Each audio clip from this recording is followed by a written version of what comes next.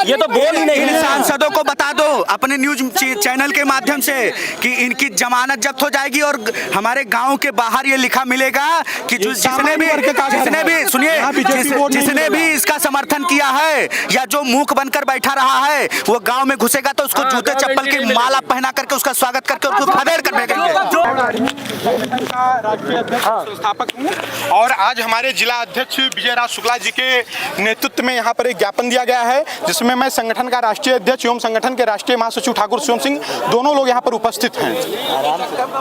ज्ञापन देने के लिए आप क्या क्या मांगे रखते हैं? देखिए, हमारी मांगे है कि जो ये यूजीसी के द्वारा इक्विटी कमेटी रेगुलेशन एक्ट 2026 लाया गया है, ये सामान्य वर्ग के साथ बहुत ही भेदभाव पैदा करता है। सामान्य वर्ग के बच्चों को बिना किसी जांच के, बिना किसी नियम के पहले ही अपराधी घोषित कर दिया गया है। मतलब जब उनको उससे बाहर रख दिया गया है तो इसमें दो चीजें डिसाइड की गई हैं, एक शोषक वर्ग, एक शोषित वर्ग। तो शोषित में तो इन्होंने SC ST OBC को रख दिया है, तो शोषक कौन बचा? सामान्य वर्ग के लोग बचे।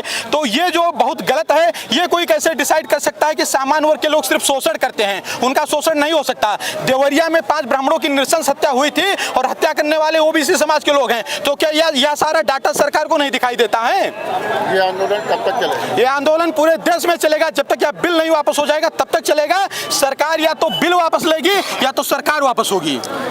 भाई साहब, एक बड़ा क्वेश्चन है, एक मिनट। ये आंदोलन छात्र हितों की हत्या नहीं करने देगा। ये जो UGC एक्ट आया है ना, ये छात्र हितों की हत्या है और हम छात्र हितों की हत्या नहीं करने देंगे। हम छात्र को भेजते हैं पढ़ने के लिए, छात्र को भेजते हैं कुछ सीखने के लिए, ना कि आरोप प्रत्यारोप लगाने के लिए। और समझिए, इन काले अंग्रेजों से बता दो जाकर के इनके साइमन कमीशन, उनकी रॉयल्टी टैक्स सब इनके वहाँ वापस भेज दिए जाएंगे। सर, एक बड़ा क्वेश्चन है। अरे रुक जाइए। आप कह रहे हैं कि ये सवर्ण समाज पे थोपा गया है, लेकिन इस कानून को पारित करने में जो इसकी अध्यक्षता कर रहे थे वो तो दिग्विजय सिंह हैं, वो भी ठाकुर समाज से हैं, सवर्ण समाज से हैं। गलत सूची है, वो गलत सूची वो जो है गलत सूची है। दूसरी बात क्या है कि करण भूषण ने खुद, जो हमारे कैसरगंज लोकसभा के सांसद, उन्होंने खुद इसको डाला है। दूसरी बात, अगर मान लीजिए किसी विधायक और सांसद ने उसको उसमें अपना हस्ताक्षर कर दिया तो विधायक सांसद अपने विधानसभा और लोकसभा का जनप्रतिनिधि है, वो सामान्य वर्ग का जनप्रतिनिधि नहीं है। सामान्य वर्ग के जनप्रतिनिधि हम हैं। सामान्य वर्ग के हितों की अनदेखी की जाएगी तो उस पर हमारा कर्तव्य है आवाज उठाना, उनको जागरूक करना। एक बड़ा क्वेश्चन ये भी है कि आप अभी ये समाज के लोग हैं, समाज के सभी वर्ग, हमें लग रहा है कि OBC के लोग भी यहाँ पर हैं, लेकिन ये बताइए, आप सदन का घेराव कर सकते हैं, लेकिन जो सदन में बैठे हुए हैं, जो यहाँ से आप जनप्रतिनिधि चुनकर भेजते हैं, वो भी आवाज उठा रहे नहीं? अभी तो हम लोग DM ऑफिस को घेर रहे हैं, इसके बाद इन विधायकों सांसदों को भी घेरेंगे। और सुनिए, हम लोगों ने कहा है कि जब तक ये एक्ट वापस नहीं होगा तब तक शांति से नहीं बैठेंगे। और एक बात और बताना चाहता हूँ कि हो सकता है किसी की व्यस्तता रही हो, यहाँ पर ना आ पाया हो, लेकिन आज सामान्य वर्ग के एक एक व्यक्ति के अंदर ये आग जल रही है इस कानून के खिलाफ। यहाँ पर भाजपा, सपा, बसपा, कांग्रेस, हर एक पार्टी के लोग आए हैं, सिर्फ इसलिए आए क्योंकि वो सामान्य वर्ग के लोग हैं। हम इस देश के लिए लड़े, हम इस देश के लिए मरे, हमने देश को आजाद करवाया। देश में जब 10% आरक्षण लागू, जब देश में 22.5% आरक्षण लागू हुआ तो हमने उसका भी समर्थन किया कि दबे कुछ लोगों को आगे लाया जाए। लेकिन ये कौन सा न्याय है कि तुम किसी को दबा करके किसी के साथ न्याय करोगे? अगर करना है तो बराबर का न्याय करो। अगर आप इक्विटी कमेटी बनाते हैं तो उसमें एक काम करो, सामान्य वर्ग के लिए भी उसमें एक टीम निर्धारित कर दो कि अगर दलित के साथ भेदभाव हो तो उसके ऊपर कार्रवाई हो, और अगर सामान्य वर्ग के साथ भेदभाव तो उसके ऊपर कार्रवाई हो।